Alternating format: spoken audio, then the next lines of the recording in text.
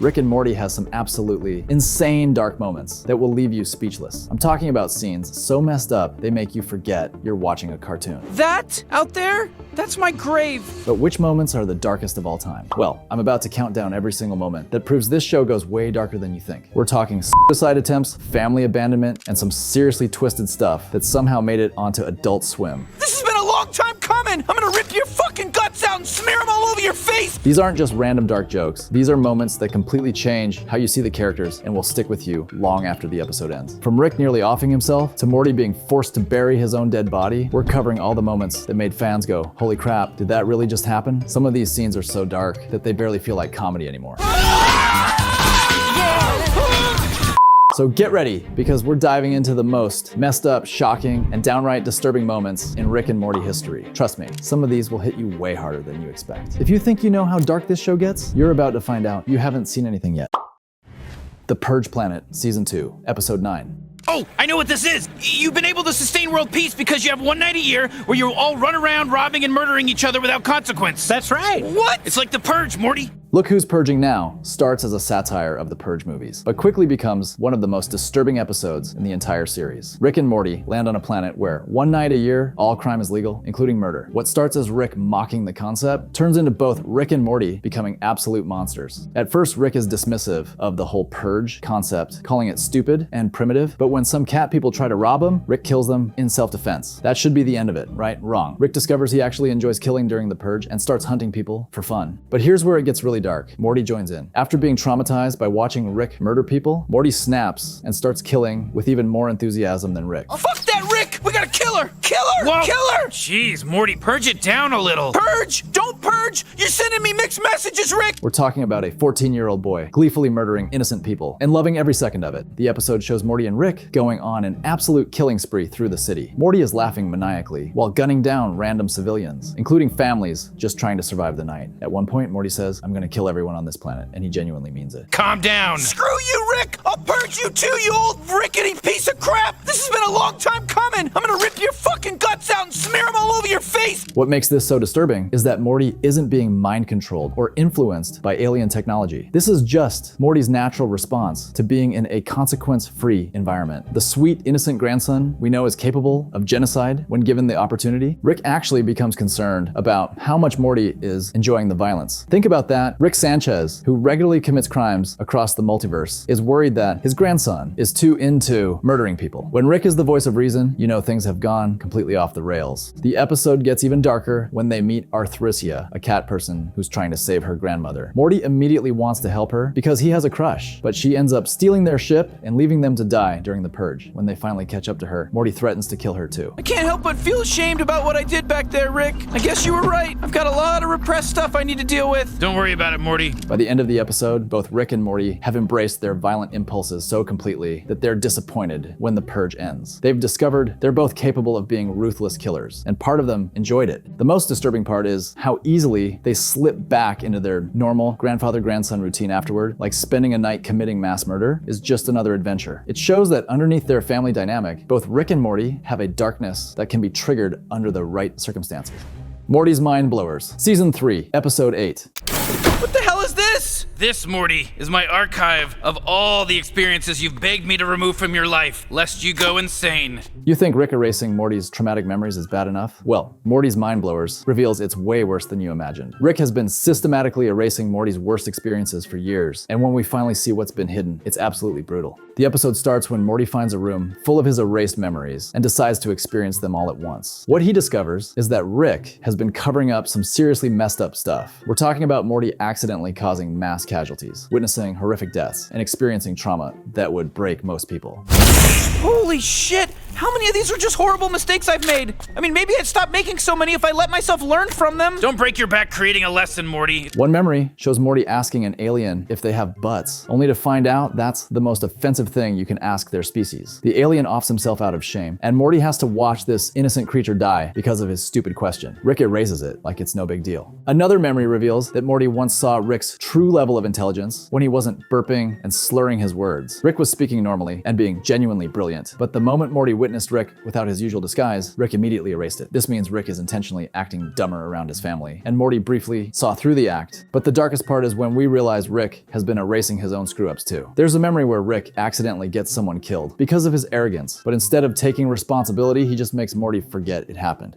I'm gonna kill myself! All those memories just erased! Sitting in this room collecting dust! What's the point of going on if most of everything that happens just ends up sitting in here? The episode gets completely insane when Morty starts experiencing all these traumatic memories at once and has a complete mental breakdown. He's crying, screaming, and begging Rick to erase everything again because the pain is too much to handle. Rick's response? He erases Morty's memory of finding the room in the first place, then goes back to acting like everything is normal. The episode ends with Rick adding the memory of Morty's breakdown to the collection, meaning this cycle of trauma and erasure has probably happened dozens of times. The most disturbing part is realizing that the Morty we know isn't even the real Morty. He's just whatever's left after Rick has surgically removed every experience that might make Morty question their relationship. Rick isn't just manipulating Morty, he's literally editing his grandson's personality by controlling what he's allowed to remember.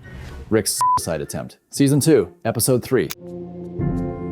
Rick, forgive me for doing this in notes. I'm not strong enough to do it in persons. This is the moment Rick and Morty stopped being a comedy and became something much darker. Hello, Rick. Long time no see. Unity? Grandpa? Oh boy, these are my grandkids, Summer and Morty. This is, Unity. We sort of used to, date. In autoerotic assimilation, Rick reconnects with Unity, a hive mind entity that's basically his ex-girlfriend. For once in the series, we see Rick actually happy and in love. But when Unity breaks up with him, Rick's reaction is absolutely devastating. I realize now that I'm attracted to you for the same reason I can't be with you. You can't change. And I have no problem with that, but it clearly means I have a problem with myself. Unity explains that being with Rick makes her worse as a person. Even a being that can control entire civilizations can't maintain their identity around Rick's toxic influence. She literally says, "I lose who I am when I'm with you," before leaving him alone in his garage. What happens next is one of the most shocking scenes in the entire series. Rick, completely devastated and broken, starts building some kind of laser device. At first you think he's just working on another invention, but then you realize what he's actually doing. He's building a machine to self-delete. Rick sets up the device, then switches it on, and just sits there waiting for it all to wrap up. There's no dramatic music, no big speech, no sarcastic flair, just Rick Sanchez, supposedly the smartest man in the universe, choosing to throw in the towel rather than facing up to his own mess. He's basically decided to check out permanently instead of working through the chaos he's brought on himself. It's Rick hitting rock bottom. The guy who usually talks his way out of everything has completely given up and can't see any other way forward. The scene hits so hard because it strips away all of Rick's usual bravado and shows him at his most vulnerable. A brilliant but deeply troubled person who can't find any other way out of the pain he's created for himself and others. The only reason Rick survives is because he passes out from alcohol poisoning before the laser can fire. He literally gets saved by his own alcoholism, which is incredibly dark when you think about it. Rick wakes up the next morning with no acknowledgement of what almost happened. But here's what makes this scene so disturbing. It recontextualizes everything about Rick's character. His reckless behavior isn't fearlessness, it's passive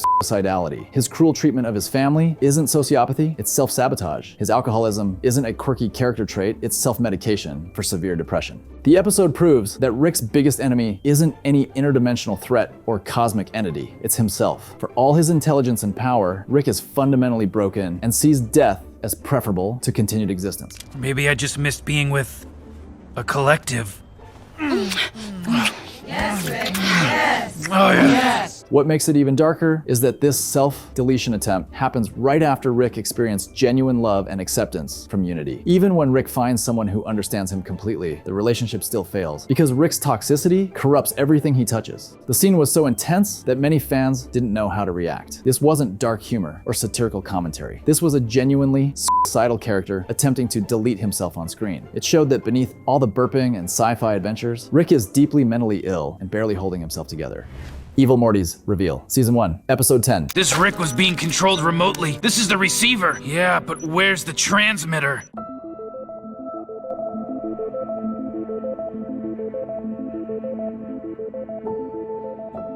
The first time we see Evil Morty, we think we're just getting a cool villain episode, but the reveal at the end of close Rick counters of the Rick kind is absolutely insane and changes everything we thought we knew about the show. The episode starts with Rick being accused of murdering 27 other Ricks across dimensions. Rick claims he didn't do it and goes on a mission to find the real killer. Oh my god, Rick, look! There's a bunch of people strapped all over that building! Not people, Morty.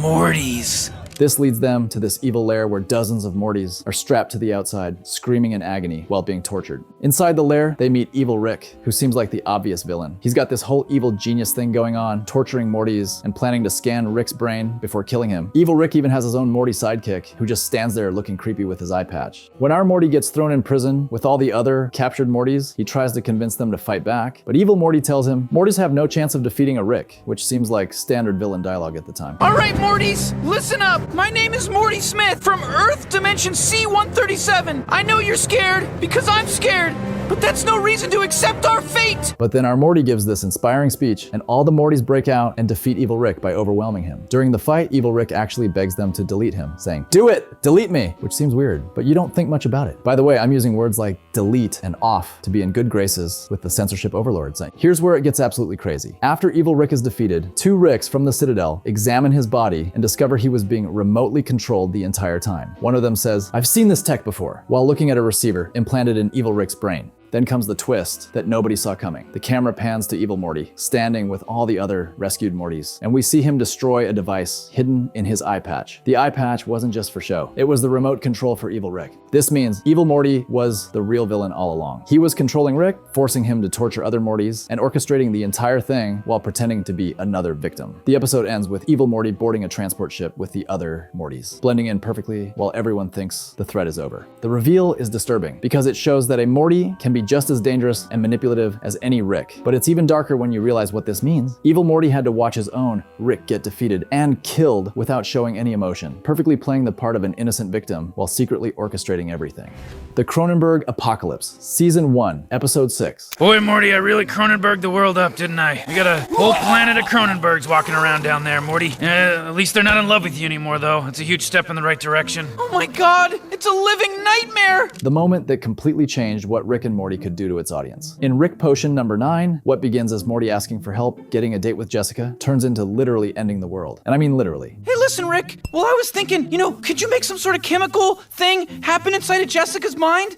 So where she falls in love with me and all that sort of thing? Rick makes a love potion for Morty to use on Jessica at the school dance. Seems harmless enough, right? Wrong. The potion spreads like a virus and makes everyone on Earth fall in love with Morty. Oh, crap!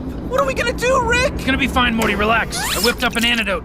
It's based on praying mantis DNA. But here's where it gets absolutely insane. When Rick tries to fix it with praying mantis DNA, he turns everyone except Rick and Morty's family into horrific Cronenberg monsters. Oh my God, Rick, the whole world is infected! Yeah, it's pretty wild how fast that spread. This is not okay! Not only do they all want to have sex with me, but now they want to eat me afterwards! We're talking about Rick accidentally transforming all of humanity into grotesque flesh monsters that look like something out of a body horror movie. Jessica, who was just a normal teenage girl, becomes this writhing mass of limbs and organs that's still trying to get with Morty. It's disturbing as hell, but Rick's solution is even darker. Instead of trying to fix their world, he just finds a dimension where they solved the problem but died right after. Rick literally takes Morty to watch their alternate selves die in an explosion, then they bury their own bodies and take over their lives. We're not skipping a beat, Morty. Now help me with these bodies. This is insane! Look, Morty, I'll grab myself, you grab yourself, okay? I mean, that seems fair to me. I mean, that seems like a fair way to divvy it up. Rick! Think about how messed up this is. Morty has to bury his own corpse while Rick explains that this is just how things work now. The original Beth, Jerry, and Summer are still alive in the Cronenberg world, but Rick and Morty just abandoned them to live in hell forever. The episode ends with Morty in his backyard, staring at his own grave, having an existential breakdown while Rick watches TV like nothing happened. Morty went from being a normal kid to processing the fact that he's basically a refugee in his own life, living with people who aren't technically his real family. This was the moment Rick and Morty proved it wasn't just another comedy cartoon. When Morty says, "Nobody exists on purpose, nobody belongs anywhere, we're all gonna die, come watch TV," you realize the show just broke its own main character and somehow made it funny. That's seriously dark.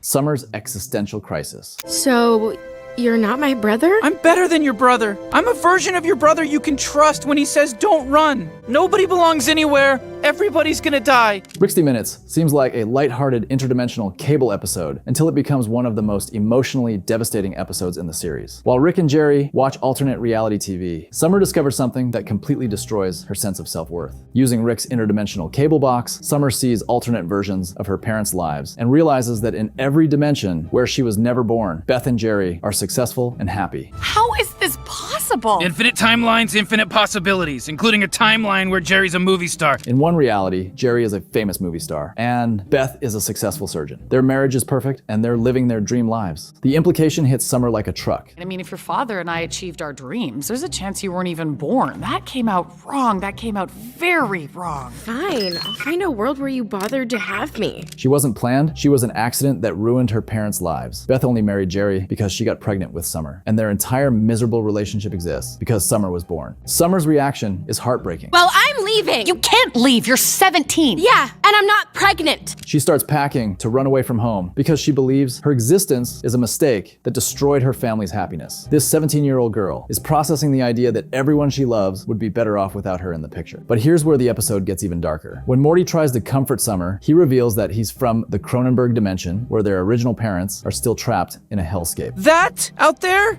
That's my grave. On one of our adventures, Rick and I basically destroyed the whole world. So we bailed on that reality and we came to this one. The Beth and Jerry that Summer thinks she ruined aren't even her real parents. They're just alternate versions that Rick and Morty are living with. Morty tells Summer that none of them asked to be born, and none of them belong anywhere, so they might as well stick together. It's meant to be comforting, but it's actually incredibly depressing when you think about it. Morty is basically saying that life is meaningless and family connections are arbitrary, so they should just accept the emptiness and watch TV. What makes this scene so dark is how real Summer's pain feels. She's not dealing with sci-fi problems or interdimensional threats. She's dealing with the very human fear that she's unwanted, and that her existence is a burden on the people she loves. The episode doesn't really resolve Summer's crisis either. She decides to stay, but not because she feels wanted or loved. She stays because Morty convinced her that nothing matters anyway, so she might as well exist in this dimension as any other. Rick's reaction to the whole situation is telling too. He's completely oblivious to Summer's pain because he's too busy watching interdimensional cable. The device that showed Summer how meaningless her existence is becomes Rick's entertainment, showing how disconnected he is from his family's emotional needs. Rick's origin story, Season 3, Episode 1. Imagine doing anything you want, then hopping to a timeline where you never did it. Imagine going anywhere, anytime with nobody able to stop you. Sounds lonely. Lonely? Dude, you have yourself. The darkest moment in Rick and Morty history isn't just one scene, it's the revelation of Rick's entire origin story in the Rick Shank Rickdemption. What we learn about Rick's past recontextualizes everything we thought we knew about him and reveals trauma so devastating it explains his entire personality. You think it's cool being the smartest man on Earth, but once we give you this technology, you become the smartest thing in every conceivable universe. The infinite Rick. A god. Pass. Excuse me? The episode shows us Rick's memory of the day his wife Diane and daughter Beth were killed by another Rick who wanted him to join the Council of Ricks. When Rick refuses to abandon his family for interdimensional science, the other Rick drops a bomb that murders Rick's wife and daughter right in front of him. Come on, girls! The ice cream's gonna melt!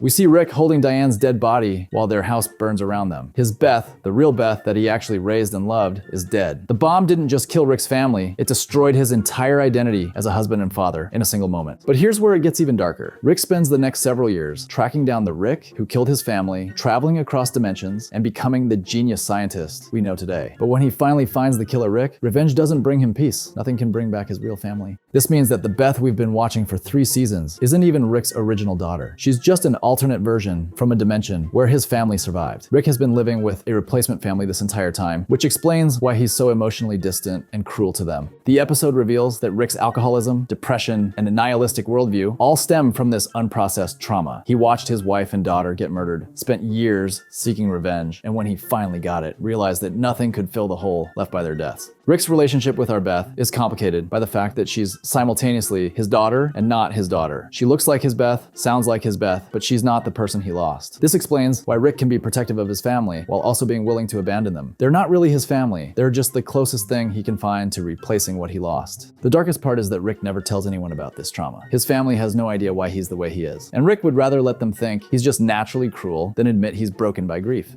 Even worse, the episode suggests that there are infinite Ricks who went through this same tragedy, meaning the multiverse is full of broken men who lost their families and became monsters as a result. Rick isn't unique in his pain. He's just one of countless versions of himself who couldn't process the loss of their loved ones. This origin story transforms Rick from an anti-hero into a tragedy, showing that his greatest enemy was never interdimensional threats or cosmic forces. It was the grief and trauma he never learned how to heal from. These moments prove that Rick and Morty isn't just a cartoon. cartoon. It's one of the most emotionally brutal shows ever created. From Rick's suicide attempt to his tragic backstory, from Morty's violent breakdown to Summer's existential crisis, the show consistently pushes boundaries that most adult dramas wouldn't dare cross. What makes these dark moments so effective is that they're not just shock value. They come from real character development and genuine human emotions. Rick's depression, Morty's trauma, and the family's dysfunction all feel authentic because they're rooted in experiences that real people go through. The genius of Rick and Morty is that it uses science fiction concepts to explore the darkest aspects of human nature. Interdimensional travel becomes a metaphor for emotional avoidance. Alien adventures become excuses for family neglect. These moments stick with you because they're not just cartoon violence or dark humor. They're genuine examinations of pain, loss, and what it means to be human in a universe that doesn't care about your suffering. Rick and Morty has proven that animation can tackle subjects that would be too heavy for live-action television, and it's created some of the most memorable and devastating moments in television history. If you enjoyed this breakdown of Rick and Morty's darkest moments, make sure to subscribe for more deep dives into your favorite shows, and let me know in the comments which moment you think is the darkest. I guarantee some of these hit harder than you expected.